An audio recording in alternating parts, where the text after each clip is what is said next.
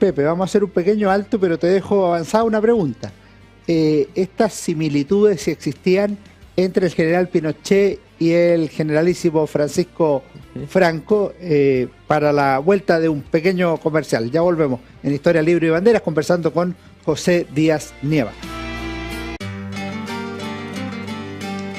En nuestra obra Historia de Chile 1960-2010 de la Universidad San Sebastián encontrarás un análisis sobre la crisis y ruptura de la democracia chilena antes de 1973, la creación de un nuevo orden institucional y la democratización y desarrollo del país en las últimas décadas. Conoce más en uss.cl. En CMPC llevamos un largo camino fortaleciendo nuestro trabajo, lo que nos ha permitido desarrollar distintas iniciativas junto a comunidades, por ejemplo, con la recuperación de un árbol extinto o el restablecimiento de agua potable en zonas rurales, la conexión del turismo y cultura a través de una sola ruta, o también el desarrollo de envases reciclables y amigables con el medio ambiente. Son esos y otros desafíos los que hoy nos permiten creer en el valor de las soluciones inspiradas en la naturaleza. CMPC, creando valor natural. Conoce más en cmpc.com. Estamos con José Díaz Nieva conversando su libro El nacionalismo bajo Pinochet, 1973-1993. Pepe, te preguntaba al final por la relación entre Franco y Pinochet. ¿Hay alguna simetría? Ambos se presentaban como vencedores contra el comunismo. Al principio, una de las fórmulas posibles era imitar el régimen de Franco en Chile. Y en tercer lugar, que no tiene que ver con Franco, pero tiene que ver con España, tú sabes por tu estudio de la falange que en Chile los falangistas cantaban Cara al Sol y después otros tantos cantaban Cara al Sol de José Antonio Primo de Rivera. Bien, vayamos por partes.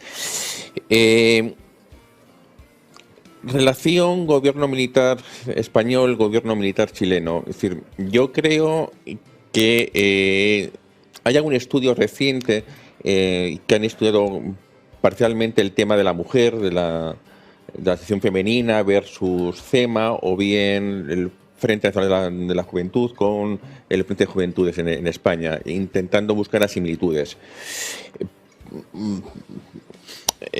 Yo creo que esas similitudes pueden ser, es decir, puede que en un momento determinado se haya mirado cómo estaba estructurado, qué es lo que se buscaba o qué es lo que se pretendía, pero creo que son diferentes porque para mí, digamos, el Frente Nacional de la Juventud era, en Chile, era una forma del gremialismo, de movilizar a determinados sectores juveniles, pero muy minoritarios, muy sectarios en el sentido de minoría o de elegidos, no todos en un sentido despectivo, sino en ese sentido, mientras que el Frente Nacional de la Juventud en España, el Frente de Juventudes en España, digamos, lo que pretendía era más bien movilizar a la juventud en global y sobre todo las clases más populares. Era además una forma de incentivar la participación política. De hecho, en la mayoría de las personas que pasaron por el Frente de Juventudes en España terminaban siendo profesores de, digamos, o de educación física o de formación del espíritu nacional en los colegios. Y curiosamente, además, dentro de este Frente de la Juventud en España surgieron voces disidentes. Es decir, recuerdo a mi antiguo amigo Manuel Cantero del Castillo, ya fallecido hace muchos años, digamos, que derivó de la falange, digamos, a una lectura socialdemócra del pensamiento de José Antonio, cosa que en Chile eso hubiera sido impensable. Y incluso dentro de sectores de la falange eran muy reacios o muy hostiles al franquismo. Las propias comisiones obreras surgieron con grupos falangistas o con sectores falangistas, sus reuniones se hacían en locales de la falange disidente y por lo tanto, digamos, en cuanto a las asociaciones o grupos cercanos a uno y a otro, creo que hay bastantes diferencias. Y en cuanto a la estructura en sí, creo que hay una que es básica, es decir, en la España franquista había un grupo político detrás que sostenía, digamos, el régimen. Mientras que en Chile, digamos, esa idea que en su día se le ocurrió a Federico Willoughby, digamos, fue rápidamente rechazada y por lo tanto la idea de tener un movimiento nacional, un partido único que respaldase el gobierno militar fue rechazada. No prosperó. De plano. Sí, ambos eran militares, había grupos de tecnócratas, podíamos hablar del Opus, podíamos hablar de muchas cosas, pero son similitudes. Pero claro, ¿hay similitudes? Sí, las hay. Pero hay que ver si son circunstanciales o si son profundas. Claro, si la estructura del Estado, una es, digamos, el ejército, otra es el ejército, la Iglesia y un partido único, pues evidentemente, digamos, ya la propia estructura en la cual se fundamenta o se asienta el régimen es totalmente diferente. Es diverso. Pepe, te quería preguntar por las formas orgánicas que adoptó el nacionalismo en tiempos de Pinochet. Tú nombras aquí al Partido del Sur, al Movimiento de Acción Nacional y a Avanzada Nacional. Querías que nos comentaras un poco de ello. Bien, a ver, yo creo que la más interesante de esas tres puede ser el Partido del Sur.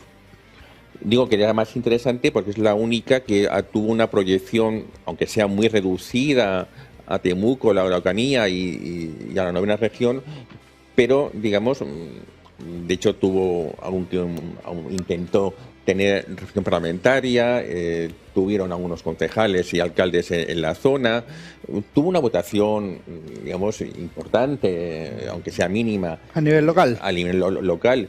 Y por lo tanto, yo creo que el Partido del Sur después estuvo aliado a otras formaciones como la UDI y el Renovación Nacional en alguna ocasión.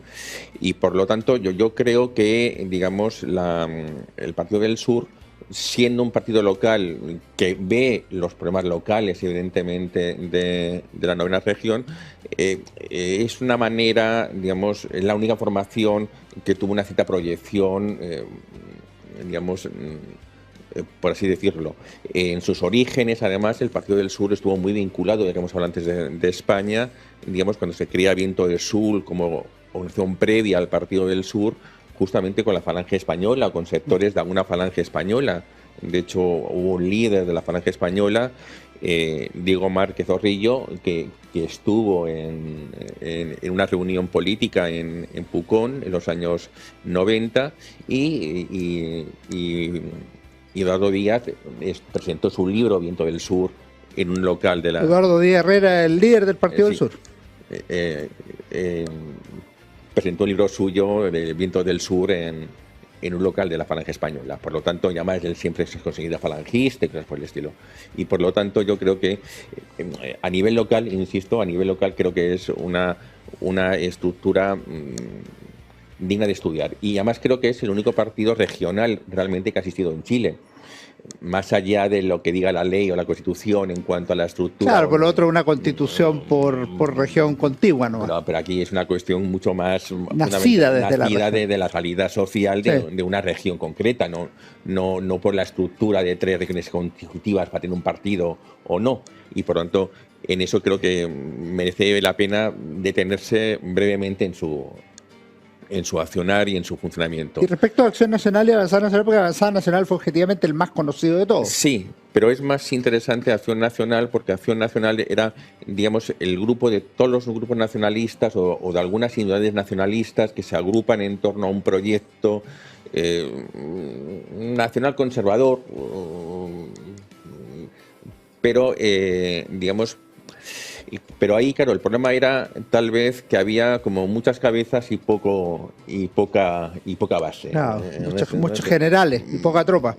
Sí, creo, no lo sé porque hay un problema también que Federico Willoughby, digamos, incorporó Acción Nacional a los grupos de oposición. De hecho, él acabó siendo, digamos, portavoz del gobierno de don Patricio Aylwin y por lo tanto, digamos, yo creo que fue un fracaso como movimiento, aunque hubiera sido mucho más interesante.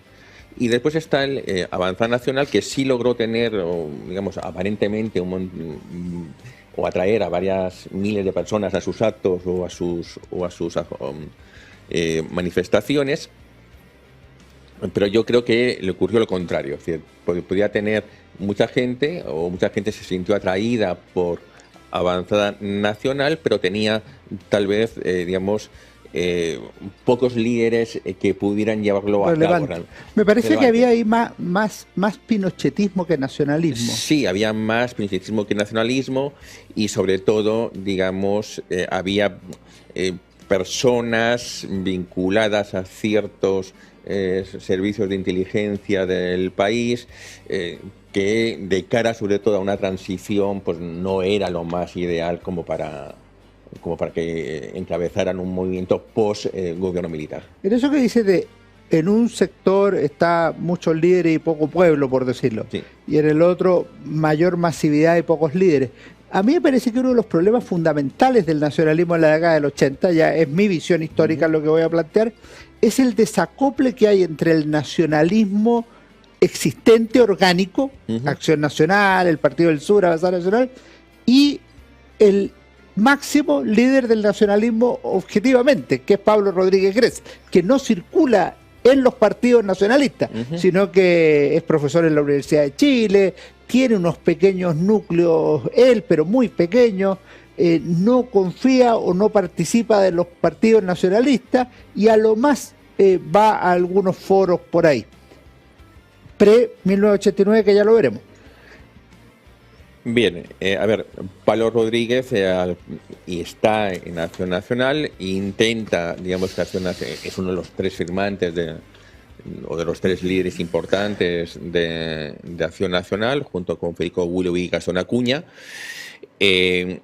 Cuando hay esta movida de incorporar Acción Nacional a la oposición, él se desliga del partido, se aleja y realmente vuelve para una campaña que después supongo que hablaremos de ella, presidencial, que no prospera. Pronto, vamos a ir al final. Y fuera de eso, Pablo Rodríguez no tiene ninguna actividad política.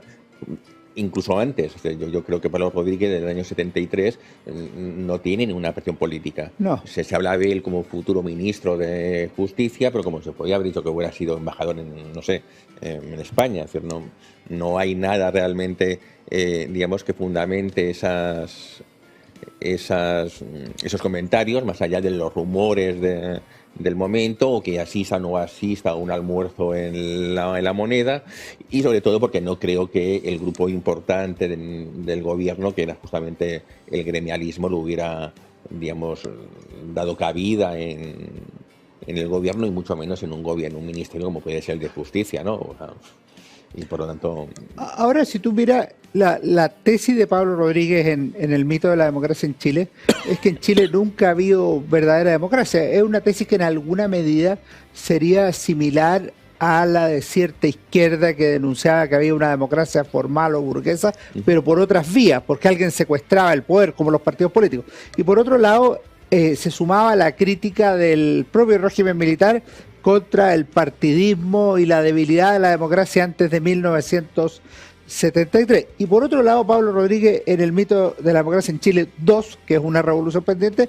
plantea cuál es esa revolución que se debe hacer. O sea, un gobierno orgánico, una empresa integrada de trabajadores y una posición más intensa del Estado en materia de salud, de vivienda y de educación. ¿Cómo ves tú ese pensamiento ahí a mediados de los 80, podríamos decir? Vayamos por primero el mito de la democracia en Chile.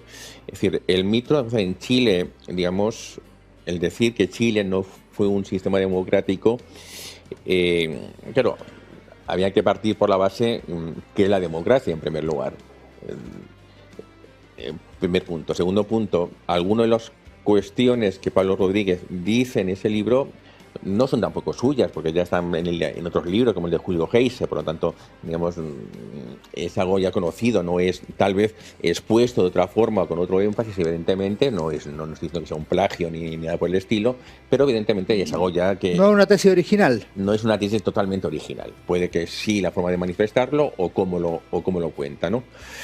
Y en tercer o cuarto lugar, ya no sé cuáles son las que he dicho, claro, el decir que la democracia está secuestrada por los partidos políticos, se hizo una partitocracia, lo decía Gonzalo Fernández de la Mora en España. Tu coterráneo Fernández de la Mora. El decir que la democracia... Que se publicó en Chile, sí, en editorial Gabriela Mistral. Sí. Decir que la democracia está secuestrada por una minoría que vota, bueno, es el voto censitario. El voto censitario existió en todo el mundo prácticamente hasta inicio del siglo XX o final del siglo XIX. Decir que hay una minoría de personas que son los que se repiten los nombres, bueno, pues sí, puede que en Chile... Pero el argumento principal me parece a mí que es el de los partidos políticos, porque al final, efectivamente, si tú entregas el poder que teóricamente es del pueblo a los partidos políticos, efectivamente tú ahí entras en la disputa conceptual de qué es la democracia. Sí, bueno, pues entonces más allá de problemas sociológicos, que puede ser la repetición de apellidos o puede ser el sufragio censitario, el tema es los partidos políticos. Y respecto del reemplazo del régimen de partidos por una fórmula corporativa funcional, ¿por qué nunca operó en Chile? ¿Por falta de votos en un sistema de cámaras o porque el gobierno militar dijo, mira, esta no es la fórmula? Porque las personas llamadas a redactar la nueva Constitución del 80 no se plantearon nunca que Chile fuera un sistema corporativista. Y por lo tanto, ahora, había una discusión interna que no sé si la leí en tu libro de Patria y Libertad o aparece en el de Roberto Time, pero una cosa que se cuestionaban los propios miembros de Patria y Libertad es, ya, pero Pablo, ¿y dónde existió este régimen que tú señalas? Bueno, ese es el problema del cooperativismo. No ha existido en ningún país. Ni siquiera... a ver, es cierto que la Constitución de Irlanda, digamos, en su día sí conjugaba un parlamento, una Cámara de Diputados política con un Senado semicorporativo. Pero, digamos, semicorporativo. Es cierto que hay presencia de universidades, de gremios y demás, pero también manejada por los partidos políticos en el fondo. Por lo tanto, digamos, ni siquiera Irlanda, que es lo más próximo a lo que puede ser un sistema semicorporativo. Y sistemas corporativistas, como puede ser, entre comillas, como puede ser el de España o el del Portugal de Salazar, no eran sistemas corporativos, no eran democracias corporativas. Eran, al fin y al cabo, un gobierno autoritario con un señor al frente del gobierno o del Ministerio de Economía y Hacienda que manejaban todo. Para decirlo en las categorías que proponía la Iglesia Católica en los años 30, no era un corporativismo nacido desde abajo, sino que desde arriba. No, ni siquiera eso, sino que no es corporativista. No era corporativo, pero cuando se decía corporativo, porque decían, mira, aquí tenemos los representantes de los gremios, ¿eran designados por el partido o por quienes gobernaban? En España había o hubo elecciones por los tercios y demás en los años 60, pero era algo más bien formal, o sea, no había una democracia real directa, no había un sistema corporativo real directo y por lo tanto ni siquiera España o Portugal, que se decían corporativistas, eran realmente corporativistas en el sentido estricto del término, porque escondían evidentemente un gobierno de excepción, un gobierno militar, una dictadura, como quieras llamarlo, pero no era un sistema democrático. Perfecto. Orgánico. Pepe, hacemos un último alto y volvemos en unos segundos más a terminar esta entrevista con José Díaz Nieva, el nacionalismo bajo Pinochet, editorial Historia Chilena.